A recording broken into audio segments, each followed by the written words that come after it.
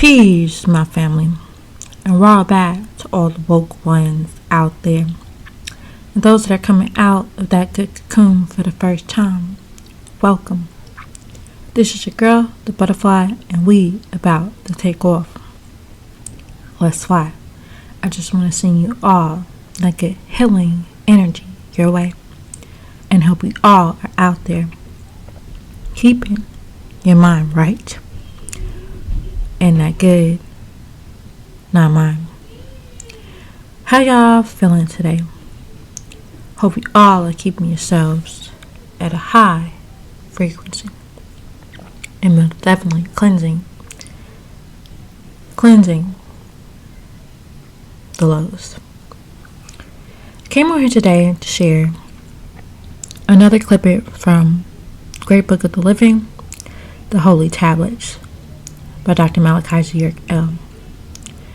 And the heading is called About the Mind. And this is in chapter 7, The Living Soul. Tablet 30, 19 times 4 equals 76. And it goes like this. Lo, the mind can neither perceive itself nor perceive another mind. For if this were the case, there would be complete confusion of the knowledge. The memory of the different minds. The mind is but an instrument. All knowledge come from beyond it, from the mental. Knowledge of itself comes through the self-cognition, which occurs when the mind is stilled. Explanations that the mind cannot perceive itself. The mind is stilled, and it is allowed perception of itself through the right knowledge gained by the self is then also known by the mind. It is then that the mind has full knowledge. Obviously, then it is not intellectualized, but meditation that brings self-knowledge. Mind, though filled with innumerable tendencies and desire, acts for the self, for they act in conjunction. The mind is directly associated with the self, so it acts for the self. While it is still full of worldly thoughts, through discrimination, one can clearly understand that the soul and the mind are not the same. The world is full of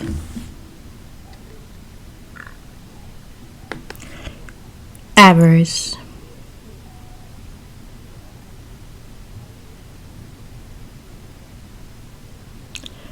hypocrisy,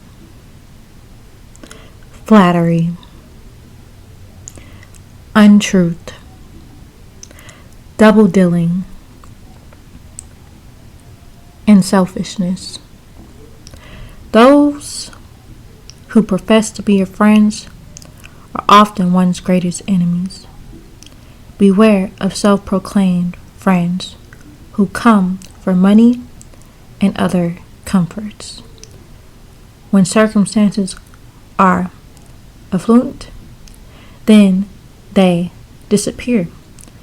When the tides have turned, these fair-weather friends give their own brand of advice. They waste precious time in useless chatter and pull one off the spiritual path and down to their own level. Of course, most people do not like to think that this is true. Most would like to feel that their relationship is based on the fear of being alone and the desire for diversion. One should cut off connections that are not beneficial, and they should trust only the inner voice that dwells in one's heart.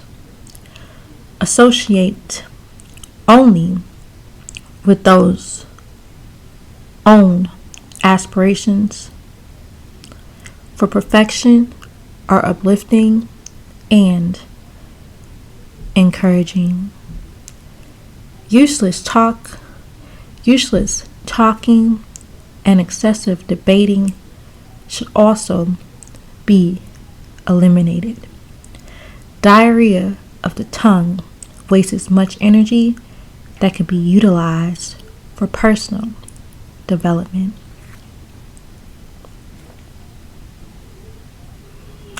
Too much talking makes a person restless.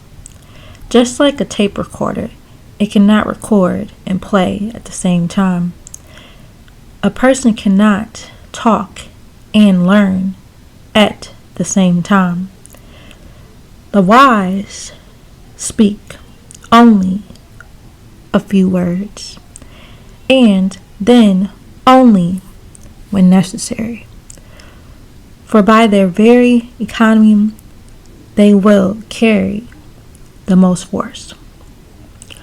To help calm, center, and discipline the mind, silence can be observed for about 2 hours daily, in addition to the time spent in meditation.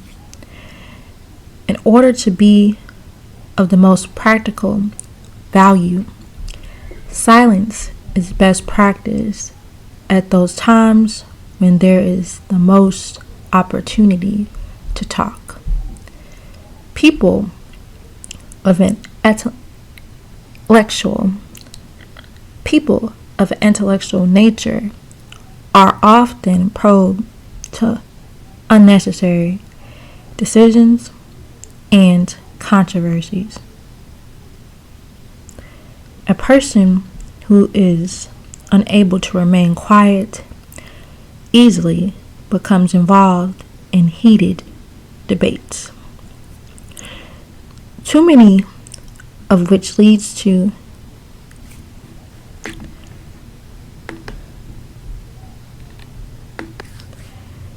enmity, hostility, and energy drain. When intellectual reasoning, which is normally considered only when investigation of the physical plane, it is used for metaphysical injury. It can lead the student to the threshold of intuition. Past this point, however, it is of no use of transcendental matters that are beyond the reach of reason. One must give up arguing and become silent and look within. Fault finding is likewise a most detrimental habit. The mind of the person who is always poking his or her nose into the affairs of others is always outgoing and out of control. No one can be introspective when the mind is engaged in activities of this sort. Diligent application to spiritual practice allows no time for managing the affairs of others. Forget the shortcomings of other people, and you must work to improve yourself first. Life is precious and short. No one knows when it will be taken away. Every moment should be used for much higher purposes than gossiping and judging others.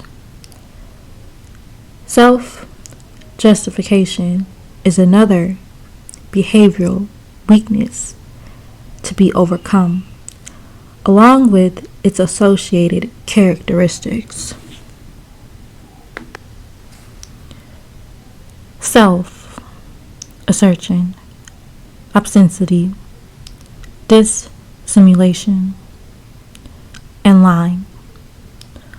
Once these weaknesses become established in the framework of the personality, it is very difficult to eliminate them, for the ego never admits to its own faults.